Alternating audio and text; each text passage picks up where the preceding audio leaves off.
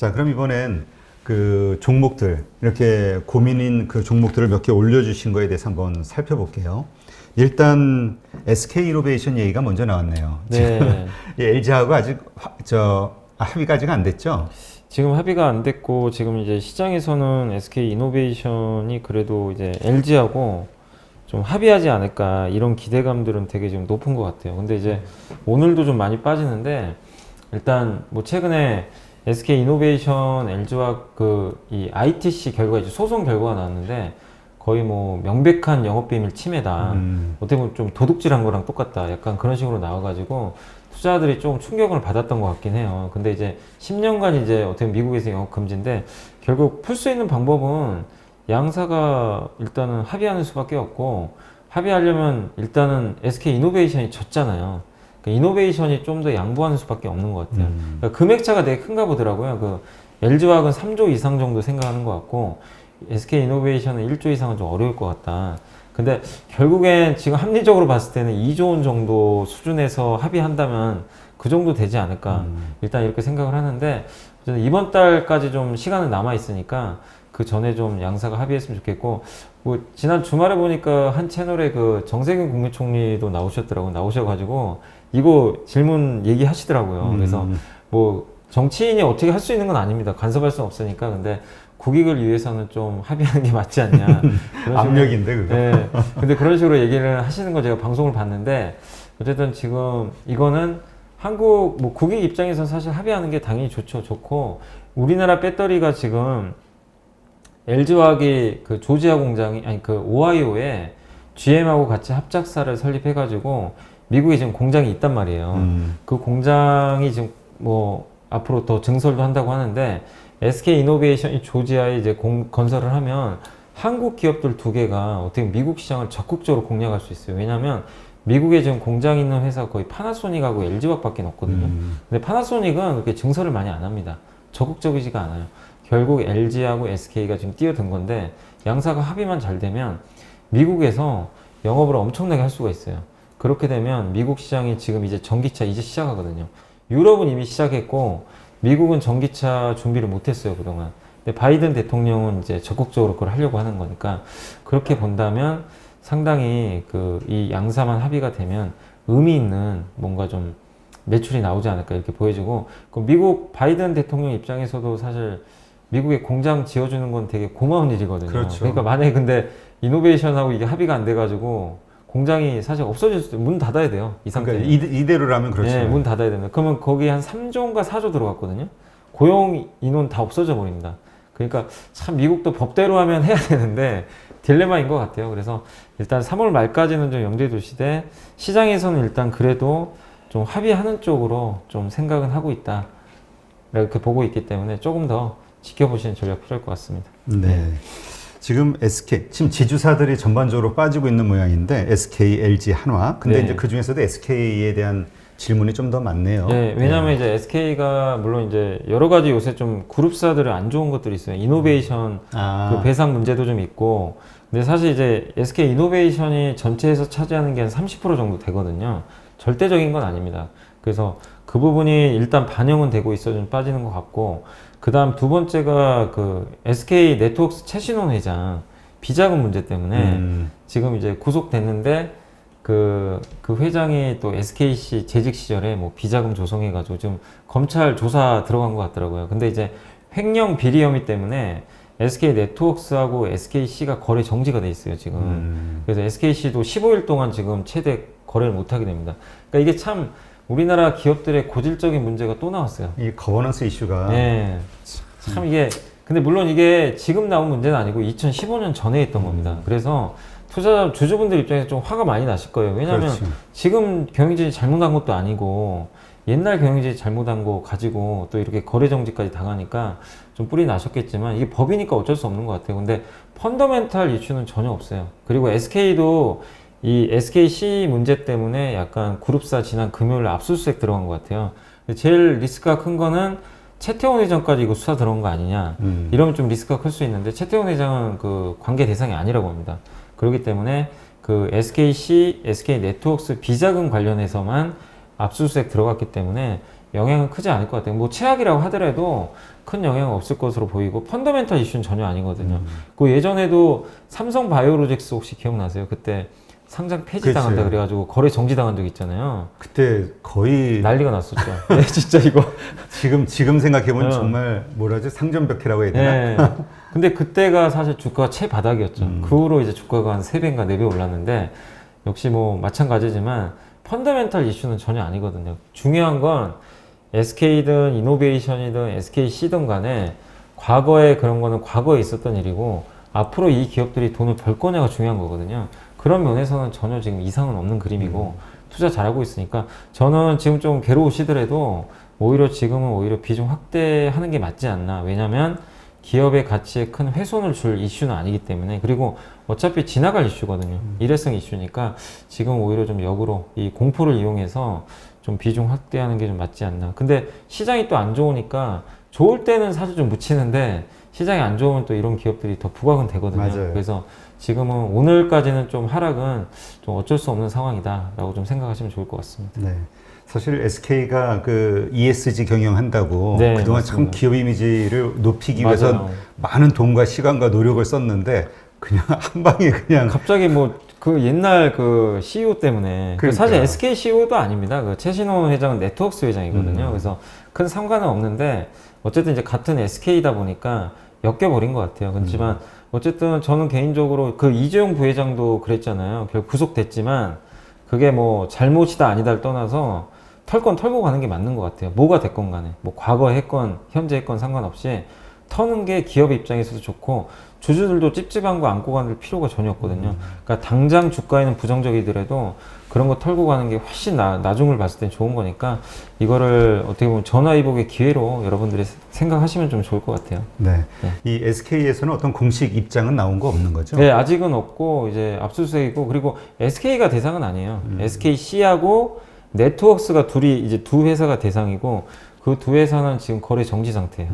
그래서 15일 동안 이걸 소명을 해야 되고 그렇게 봤을 때 이제 SKC 같은 경우는 최대한 그 공시 나온 것도 있는데 최대한 좀 노력을 해서 빨리 거래 정지 풀겠다. 그리고 대부분의 애널리스트들이 그 SKC를 커버리지 하고 있는데 기업 가치엔 문제 없다라고 좀 언급을 했고 그 여전히 사업은 잘하고 있는데 언제 거래 정지가 풀릴지는 그거는 알 수가 없거든요, 사실은.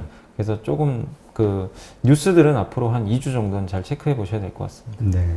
뭐 사실 이제까지 그 ESG 경영한다고 많은 노력을 했던 거 보면 그룹 차원에서 한번 공식적으로 입장을 좀 내놓을 수도 있을 것 같긴 한데 네. 한번 지켜봐야겠네요. 아직은 네. 나온 건 없습니다. 지금 모비스 얘기하는 거 보니까 이게 현대 모비스를 얘기하는 건가 보죠? 아니, 모비스도 있고요, 사실. 아 그래요? 모비스라는 기업도 따로 있어요. 아 그래요? 근데 아마 모비스. 현대 모비스 아닐까요? 그냥 이게 글쎄, 여기 그냥 모비스는 제가 잘 모르는 기업이라서.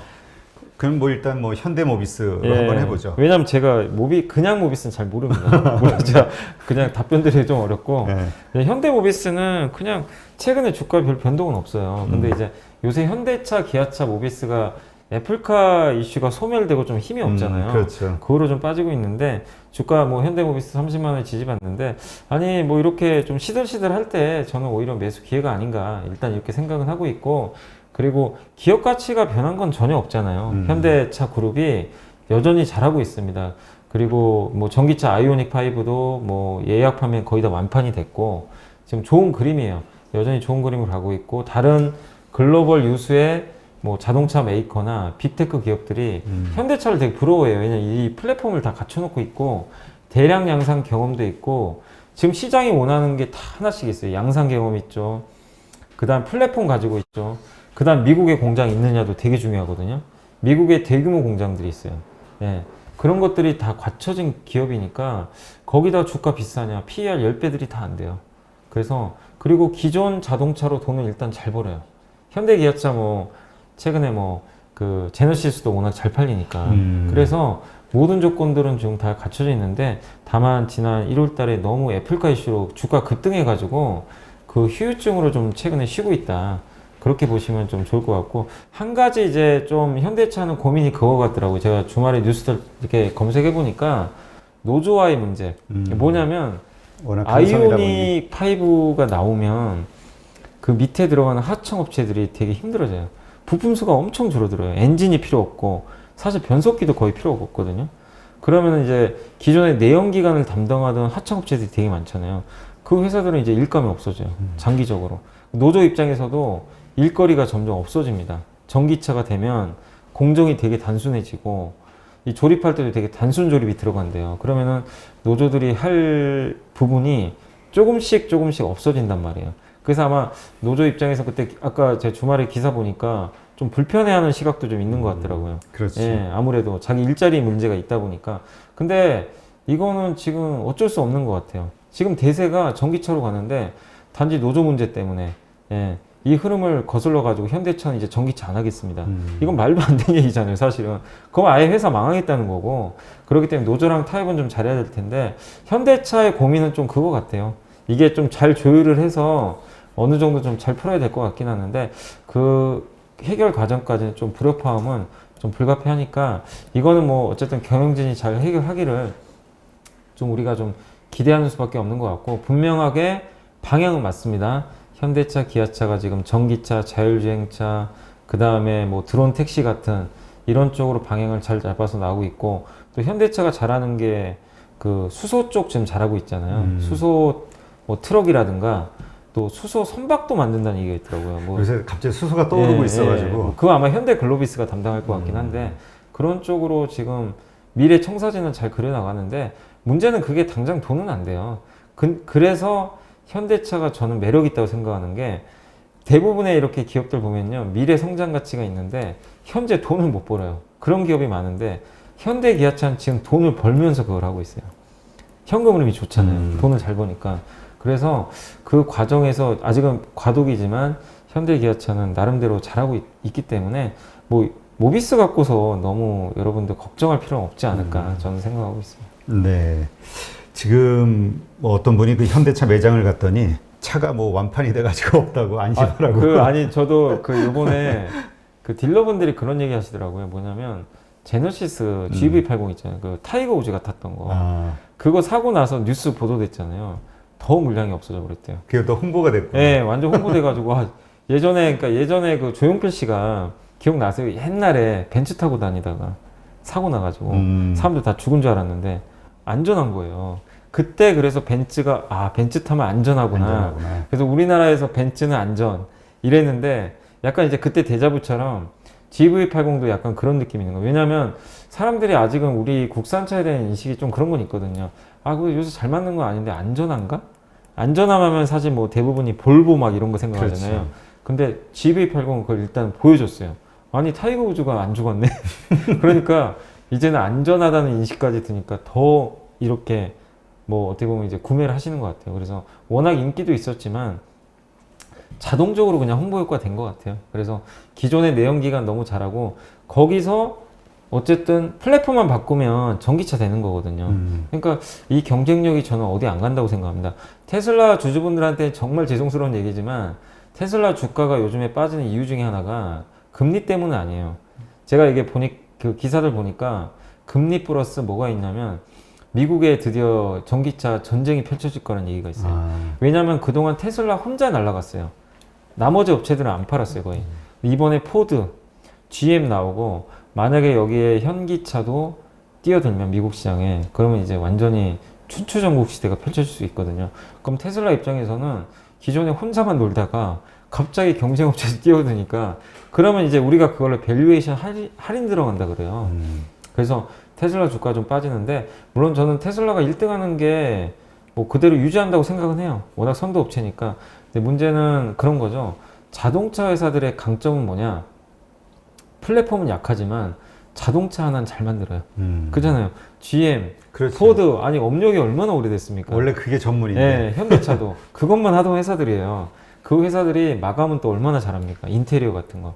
그런 면에서 테슬라가 좀 굉장히 이제 좀 경쟁에 직면했다. 그러니까 기존의 완성차 업체 입장에선 되게 좋은 뉴스들인데 테슬라는 좀 약간의 불편한 뉴스 이런 것들이 겹치는데 어쨌든 지금 물어보신 건 현기차니까 현대, 기아차, 모비스는 좀 계속 기대감 가지고 좀 잘할 수 있는 쪽에 포커스를 두고 우리가 한번 투자해보는 거 좋을 것 같습니다.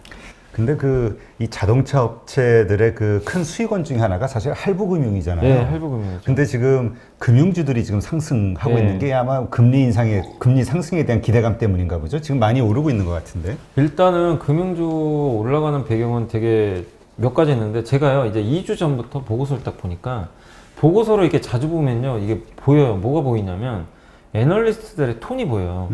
은행주에 대해서 그냥 다들 싸다는 인식은 있었어요. 그냥 그래요. 쌉니다 이런 인식들은 있었는데 근데 그것만 가지고 주가 안 가거든요. 근데 최근에 톤이 좀 바뀌었어요. 일단은 싸지만 지금 좀 사도 되겠다는 식으로 그 애널리스트 시각이 좀 더 공격적으로 바뀌었어요. 그러니까 왜냐면 그 은행 담당하시는 애널리스트 분들이 물론 이제 자기 커버하는 은행업종 당연히 좋아하죠. 좋아하는데 문제는 이게 안 먹히잖아요. 뭘 아니, 아무리 얘기해봐야 싸다고 누가 해. 사나? 사지도 않고 맨날 성장주 가니까 본인들도 지쳤는지 싸다는 얘기는 좋은 얘기는 하는데 약간 뉘앙스가 적극적이지는 않으셨는데 2주 전부터 좀 적극적으로 콜을 하시더라고요. 이거 좀 사도 괜찮겠다. 특히 제가 지난주에 봐서 놀랐던 게 아무도 관심 안 갖는 지방은행까지 사라고 하더라고요. 지방은행 이거 너무 심하다. 시중은행에 비해서 절반에 거래되는 거예요. 시중은행 PER이 5배면요. 지방은행 뭐 BNK 이런 거 있잖아요. PER이 3배, 2.5배. 이게 근데 3배가 상상이 가세요. PER 3배가 지금. 그러니까 약간 톤이 좀 적극적으로 바뀌었고 그 배경은 경기 민감주가 갑자기 지금 부상하잖아요. 그 은행주가 올라가기 좋은 환경이에요. 그리고 미국의 금리가 오르잖아요. 그러면 금리 플레이 하기에 보험하고 은행만큼 좋은 업종이 세상에 없잖아요. 그러니까 이런 것들이 겹치다 보니까 좋고 아니 설사 안 가더라도 그래 뭐 안 갈 수 있어. 그렇지만 이 가격에서 뭐 손해볼 게 뭐가 있는데 이렇게 지난 1년 동안 못 갔는데 잃을 게 있나? 그러니까 이제 그런 것들이 같이 곁들이다 보니까 주가가 저는 뒤늦게라도 좀 올라가고 있는 것 같아요. 그리고 경기가 올라가면 은행주는 어쨌든 실적은 더 좋아집니다. 그리고 되게 아이러니한 게 이 은행 업종은 되게 신기한 게 뭐냐면요. 대부분의 업종들이 이렇게 실적이 업사이클이 좀 있잖아요. 근데 그러니까 주가 안 가는 것들 보면 오늘 이번에 좋았는데 하반기에 꺾여. 그러면 주가 당연히 안 갑니다. 근데 연속성을 못 느끼거나. 근데 은행 업종은 되게 웃긴 게요. 계속 좋아져요. 이익 추정치가 계속 올라가요.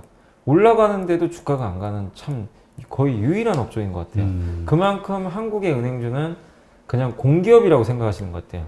투자들이 야 저거 민간기업도 아니고 정부에서 대출 규제하고 이익 공유제하고 뭐 배당 줄여라 하면 줄여야 되고 저게 무슨 뭐 민간기업이냐. 예. 그러니까 아유 저거 안 사. 짜증나. 이런 인식 때문에 이렇게 올라가는데도 규제 리스크 때문에 투자분들이 너무 꺼려 하시는 것 같아요. 근데 역으로 생각하면 이제 다 알려졌잖아요. 그래서 뭐 나쁠 게 뭐가 있나요? 그래서 저는 은행업종 장기 투자를 한 게 아니라 단기적으로는 지금 사이클은 괜찮다.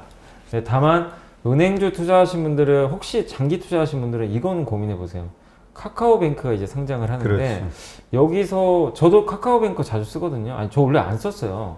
안 쓰다가 카카오페이 쓰다가 네이버페이도 쓰는데 편한 거예요.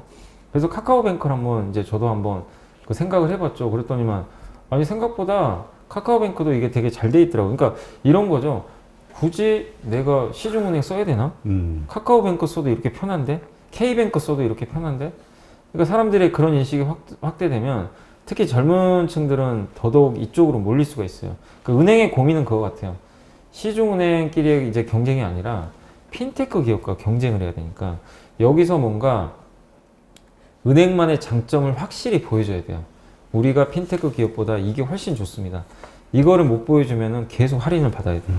그러니까 그게 남은 좀 과제인 것 같아요. 그거를 어떻게 극복하는지 보여주면 은행주도 장기 투자할 수 있는 거죠. 근데 아직까지는 그런 건 안 보여주고 있거든요. 그래서 은행주는 저는 좀 너무 장기 투자는 아직은 좀 반대입니다. 알겠습니다. 네. 궁금한 것도 모르는 것도 많은 주린이 여러분, 생각보다 쉬운 주식 투자 저와 함께 해보시겠습니까? 이베스트 마이앱에서 프라임 서비스를 신청하시면 온라인 방송으로 저희 연불리와 함께 하실 수 있습니다.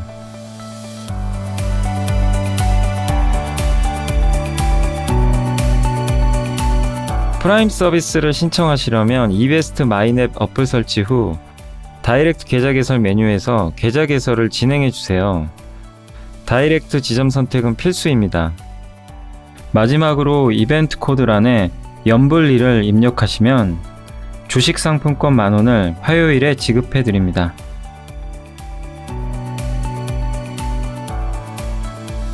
궁금하신 사항은 02-3779-8880으로 연락주세요. 제가 여러분의 성공 투자를 끝까지 응원해 드리겠습니다.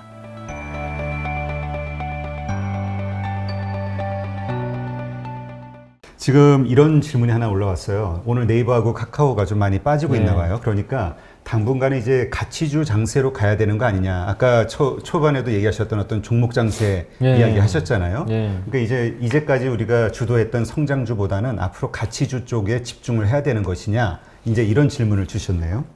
아니 이제 일단 어느 정도 가치주를 비중을 좀 가져가시는 건 당연히 좋은데 또 그쪽을 안 하면 지금 완전 소외받거든요. 성장주만 하면. 근데 좀 아쉬운 거는 가치주가 안 갈 때 이런 대비를 미리 하셨으면 저는 좋았을 것 같은데 사실 1월 달이 그러기 되게 좋았거든요. 1월 달에는 성장주만 가고 가치주 아까 은행, 뭐 정유, 철강 다 안 좋았어요. 근데 그 남들이 관심 없을 때거든요. 사실 그럴 때 그쪽을 조금씩 비중을 늘려놓고 성장주도 일부 가져가고 이렇게 균형 있게 포트폴리오를 작성하시면 좋은데 지금 보면요. 철강주 포스코도 최근에 엄청 올랐어요. 그다음에 롯데케미칼, 뭐 석유화학 기업들 마찬가지고 거기다가 요새는 보험주도 많이 갔습니다. 예, 그리고 이제 오늘은 은행주까지 가고, 그러니까 민감주 아니면 또 백화점, 또 화장품 이런 기업들도 슬금슬금 다 올라가 있어요. 근데 이제 와가지고 이제 요즘에 이제 또 보면은 증권사 보고서 보면 가치주 해야 된다 계속 나와요. 그러니까 저는 좀 늦은 것 같아요. 그러니까 이게 쫓아가는 매매가 되는 또 거죠. 그러니까 이렇게 하다가요 금리가 만약에요 다음 주 정도 돼가지고 진정되잖아요. 바뀌어 버립니다. 성장주 가고 가치주 눌러버려요. 그러니까 차라리 저는 포트폴리오를 좀 다변화 시킬 거면 여러분의 지금 색깔은 다 다르잖아요. 내가 성장주 비중이 너무 높다. 예를 들면 아까 네이버나 카카오 같은 것만 너무 많다.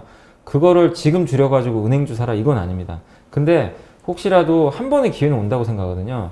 만약에 다음 주라도 다다음 주에 금리가 진정돼가지고 네이버 카카오 치고 가고 그 다음에 금융주나 이런 민감주가 한번 빠질 때가 있을 거예요. 그럴 때 조금 이쪽을 늘려보라는 거죠. 그때 좀 비중을. 근데 지금 상황에서 이미 이렇게 상황이 지금 벌어지고 있는데 여기다 대놓고 얘네를 성장주 때려놓고 가치주로 또 추격 매수하고 이거는 나중에 보면 또 역사이클 매매에 완전 걸려요. 그렇죠.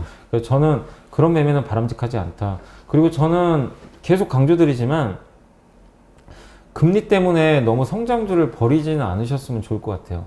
왜냐하면 2010년 이후로 2020년까지 보면요. 금리가 전체적으로 지금보다 훨씬 높았거든요. 한 3% 정도 금리가 계속 유지가 됐었어요. 물론 1% 갔다 온 적도 있지만 근데 보세요. 그때 나스닥의 성장 기업들이 얼마나 많이 올랐습니까? 금리로 따지면요.